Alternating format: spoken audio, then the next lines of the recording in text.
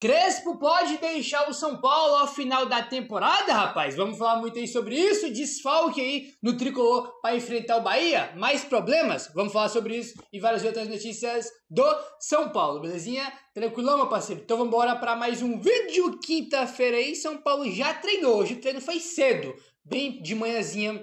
Aí hoje foi o dia da semana que o São Paulo abriu, né, o treino ali. O treino, entre aspas, né? Mais ali o aquecimento, né? Quando os jogadores chegam ali no campo. Então, como agora todo dia, né? Todo dia não, pelo menos uma vez na semana, no caso, vai ter ali um dia que vai abrir, né? Meia hora, 40 minutinhos ali para a imprensa.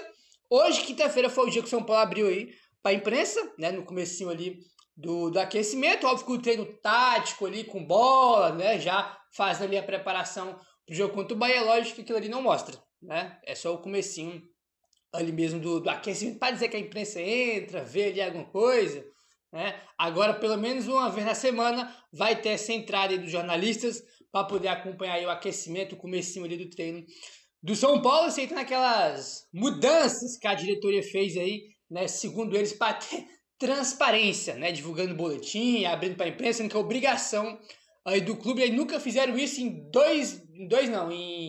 4, 5 anos de gestão, aí foram fazer só agora, né? Te contar o negócio. Mas vamos lá, rapaziada, olha aí. O elenco do São Paulo realizou na manhã desta quinta-feira mais um treino em preparação para o jogo contra o Bahia, que acontece aí no próximo sábado. Parte da atividade ficou aberta para os jornalistas, como a gente comentou, que acompanharam as movimentações por cerca de 30 minutos, tá? São Paulo abriu aí meia hora, né, aí do treino, aí para os jornalistas poderem acompanhar.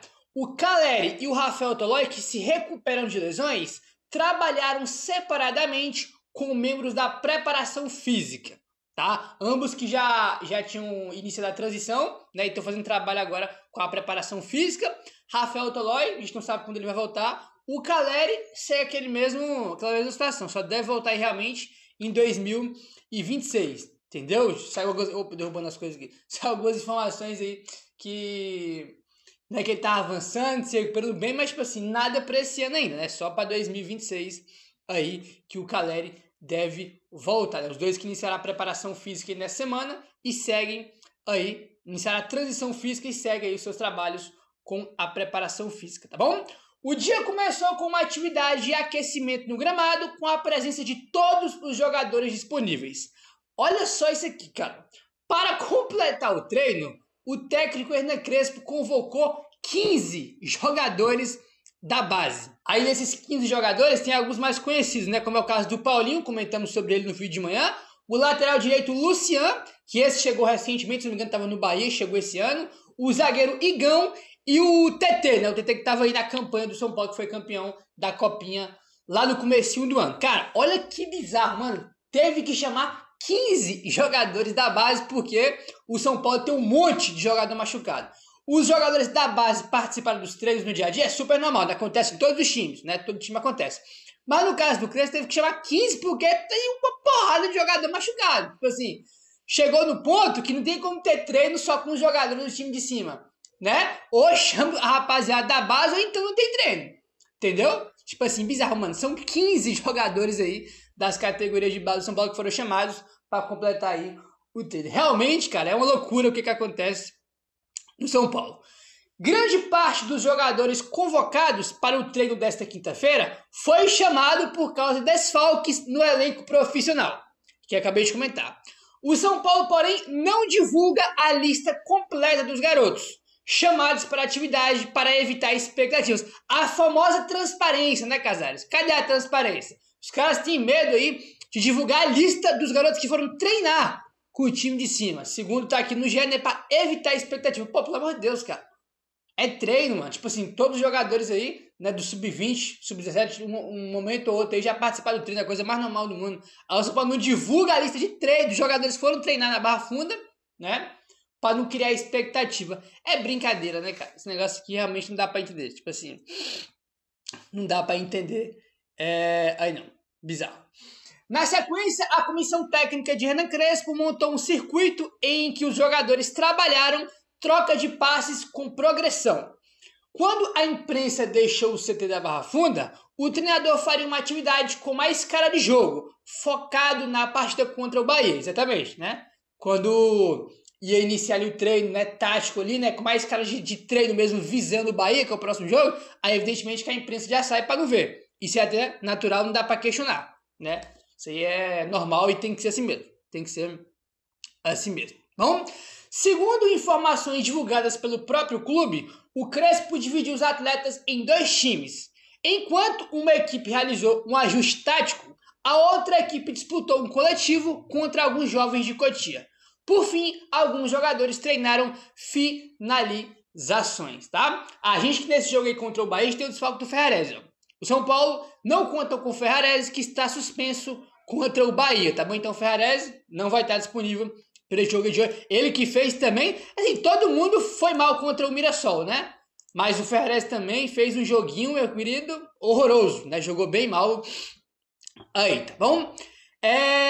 O atacante de Neno, que passou por uma artroscopia para a limpeza do menisco no joelho direito na última quarta-feira, iniciou nesta quinta-feira a recuperação com os fisioterapeutas no Refis, tá? Então o Dino fez uma artroscopia ontem na quarta e hoje na quinta ele iniciou a recuperação aí junto com os fisioterapeutas do São Paulo, né? Já comentamos aqui que talvez, né, o blog do São Paulo trouxe a informação que talvez ele nem volte mais esse ano.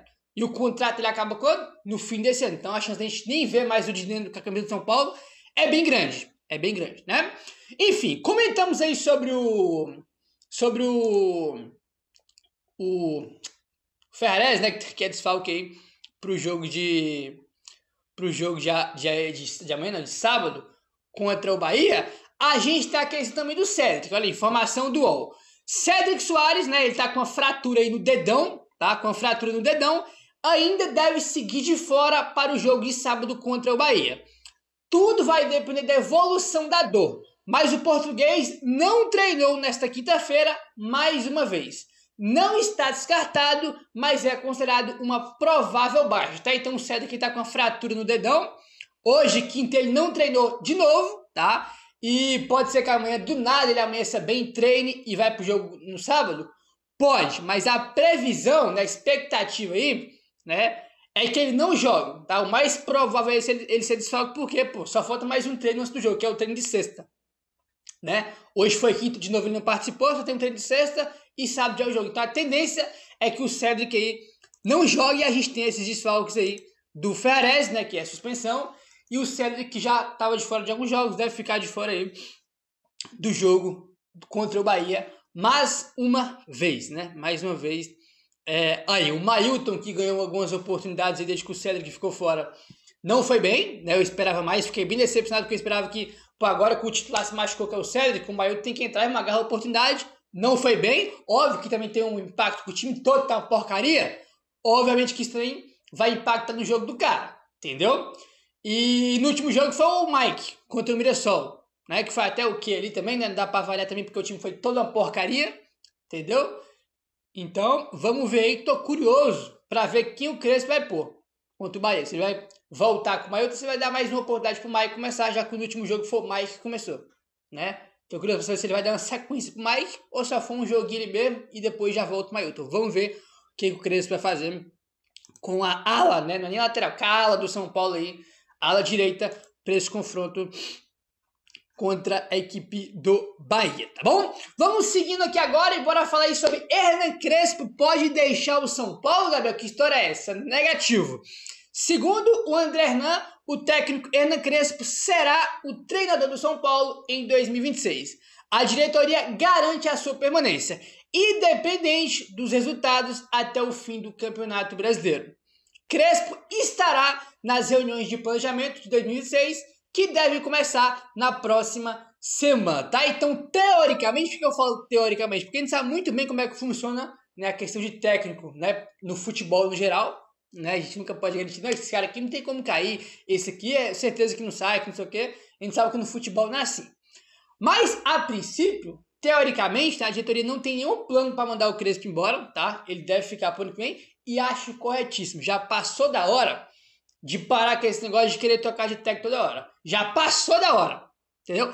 Ah, Gabriel, mas você criticava o Zubeldia. Sim, meu filho, é que o Zubeldia deixou o time a um ponto da zona. Tem que explicar isso aqui todo vídeo, né? Existe uma diferença muito grande no Crespo agora e no Zubeldia quando ele estava no São Paulo. O cara deixou o time a um ponto da zona. Como é que não vai reclamar? Como é que não vai falar que não tem que ir embora? Entendeu? São Paulo subiu na tabela e saiu da parte de baixo por causa do Crespo, que ele chegou, o time começou a ganhar um monte de jogo jogando bem, né? Aí subiu na tabela. Tá numa derrocada absurda? Tá. Tem que melhorar? Sim. Crespo tem culpa também nos últimos jogos? Claro que tem, porque ele é o técnico. Agora, não tem que mandar o cara embora, né? Eu gosto do Crespo, acho bom técnico, já mostrou aí que pode fazer um trabalho bom assim quando ele chegou, né? Um monte de jogador fora. E o Crespo já mostrou que pode fazer o time jogar bem. Né, que pode aí conseguir uma retomada, recuperar o time, porque assim quando ele chegou, o time tava a um ponto da zona, tipo assim, perdendo para todo mundo, não ganhava de ninguém. Ele conseguiu fazer o time jogar bem, né, cara, recuperar a confiança dos jogadores. A gente conseguiu, além de jogar bem e vencer, que era mais importante, né, por isso que a gente subiu na tabela do Campeonato Brasileiro. Então, tipo assim, e nesse momento que ele conseguiu essa sequência importante para ele subir na tabela, foi quando estavam os melhores do time fora, né, tipo assim, os melhores jogadores do São Paulo estavam fora, entendeu? E, tipo assim, ele tinha 1 milhão de problemas também, mesmo assim ele conseguiu extrair o melhor de cada um ali, ou até mais do que a gente esperava, né? Porque a gente teve uma sequência de vitórias ali muito boa e até inesperada, podemos dizer assim.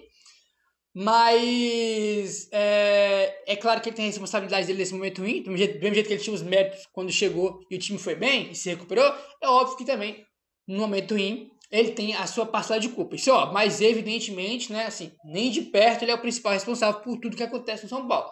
Né? Se eu pegar aí, né, os culpados pela sequência ruim do São Paulo, essa derrocada do São Paulo, pra mim o Crespo é o último. Diretoria tem muito. Nossa, tem nem comparação de diretoria. Os jogadores também tem mais. Aí tem a questão também que os caras estavam até então ontem aí, com os direitos de imagem atrasados, salário aí pros jogadores aí em aberto. Então, tipo assim, cara, o técnico tá lá, ele vê a diretoria fazendo um monte de besteira, o time com o salário atrasado, os caras entram em campo como? E essa questão dos salários aí, cara, é muito importante porque, tipo assim, mano, eu tenho certeza que, independentemente de qualquer coisa, os caras podem até não estar de sacanagem porque não estão recebendo. Mas, evidentemente, que a postura em campo, a disposição é outra. O cara não vai entrar em campo, irmão, e vai correr 110%. Não vai. O salário do cara tá atrasado, ele não vai correr daquele algo a mais que tem que dar. Isso aí não tem como, cara. E o técnico fica à mercê disso. Tipo assim, o cara tá ali, fazendo o melhor dele, já tem 1 milhão de problemas de desfalque, de jogador que foi vendido, 1 milhão de problemas, né, DM, aí a diretoria não paga os jogadores. Como é que os caras entram em campo? Então, tipo assim, o técnico fica meio à mercê disso, entendeu? Meio de braços cruzados, porque em relação a isso ele não pode fazer nada, tá? Os jogadores do São Paulo podem até entrar em campo, né, se dedicando e tudo mais, mas não vai ter aquele algo a mais, porque os caras não devem dele. Isso é uma coisa básica. Ninguém no São Paulo nos últimos jogos estava entrando em campo feliz porque estava com o salário atrasado, né? E óbvio que isso impacta também, por isso que de todos, ele é o menos culpado, tá? A diretoria tem culpa, bem mais culpa que ele. Os jogadores, bem mais culpa que ele, depois que o Crespo, entendeu? Pra mim, ele é o último da fila aí, óbvio que ele tem que ficar. Gosto dele, acho bom técnico. Acho que pode recuperar aí, né, cara? Conseguiu uma retomada importante aí no Campeonato Brasileiro. Já tem que começar sábado vencendo o Bahia, que não pode deixar de ganhar do Bahia, até porque é o último jogo em casa do São Paulo no Morumbi. E é isso, cara. Acho que ele tem que ficar. Acho que esse papo aí dele sair não tem nem pé nem cabeça, ele tem que ficar mesmo, na minha opinião. Né? Até porque se fosse até para a diretoria de São Paulo mandar ele embora, é mais uma multa que tem que pagar, que não sei o que, né? Então ainda tem essa questão aí que é super importante. A gente viu quando o Zubeldia foi embora que tinha essa questão da multa, né? Pô, como é que vai mandar o cara embora? Não tem como pagar a multa, ainda tinha essa, né? Enfim, vamos seguindo agora e bora falar sobre Cotia, meu parceiro. Olha só que bacana isso aqui. São Paulo é destaque mundial na formação de jogadores, aponta o CS Football. O São Paulo se consolida como referência mundial na formação de atletas. Segundo o levantamento do CS Football, o São Paulo aparece como a melhor base do Brasil. É o único clube brasileiro com 4 jogadores entre os 20 melhores do mundo, tá? Esse estudo aí do CS Football avalia o número de atletas formados pelo clube e o nível das equipes em que atuaram na última temporada, tá? Aí nesse ranking aí de melhores categorias de base do mundo, o CS Football colocou o São Paulo em 12º, tá? Desse ranking aqui. Olha só, o ranking, tá? De melhores bases do mundo, segundo o CS Football, que é um observatório, tá? Observatório do futebol. Benfica, tá? De Portugal, tá em primeiro. Em segundo, Barcelona. Em terceiro, o River Plate. Em quarto, o Ajax. Em quinto, o Boca Juniors. Em sexto, o Sporting de Portugal. Em sétimo, o Dinamo Zagreb da Croácia. Em oitavo, o Defensor do Uruguai. Esse aqui eu fiquei surpreso. Em nono, o Real Madrid. Mas do Real Madrid não é tão boa assim não, né? Ele tá em nono. Aí, Real Madrid não é conhecido por revelar muito jogador. Quem é conhecido na Espanha por revelar muito jogador é o Barcelona, e não o Real Madrid. Né? Mas o Barcelona tá aqui, o Real Madrid tá aqui em nono. Em décimo tá o Vélez da Argentina. Em 11º tá o Estrela Vermelha da Sérvia. Em 12º aparece aí o São Paulo. Aí uma coisa que eu achei curiosa foi o seguinte: São Paulo tá em 12º. Aí em 13º tá o Dinamo de Kiev da Ucrânia. Em 14º tá o Corinthians, né? Então, tipo assim, o Corinthians, cara, aqui não faz muito sentido, né? Porque, por exemplo, olha, Corinthians em 14º, aí o Flamengo em 15º e o Palmeiras em 18º. Tipo assim, o Corinthians, porra, não tá... Se for fazer um ranking de melhores bases do Brasil, o Corinthians não tá, né? Porque, assim, o Corinthians tem muita copinha, Copa São Paulo aí, mas, cara, os caras vendem muito pouco, vendem mal, aproveita pouco jogador das categorias de base no time de cima. O Corinthians aqui não tem nem pé na cabeça. É que o Corinthians aqui tira um pouquinho da credibilidade, né? Porque não faz sentido nenhum. O Corinthians tem muita copinha. Mas, porra, o Corinthians tem bem mais copinha que o São Paulo. Não dá pra comparar a base do São Paulo com a do Corinthians. O São Paulo vende muito mais, revela muito mais, utiliza jogadores no time de cima muito mais, né? Então, tipo assim, não tem nem como comparar, né? Mas tem o São Paulo com a melhor base do Brasil em 12º, né? E do mundo. Meu querido, se inscreve no canal, deixa o like, valeu, tamo junto e saudações tricolores.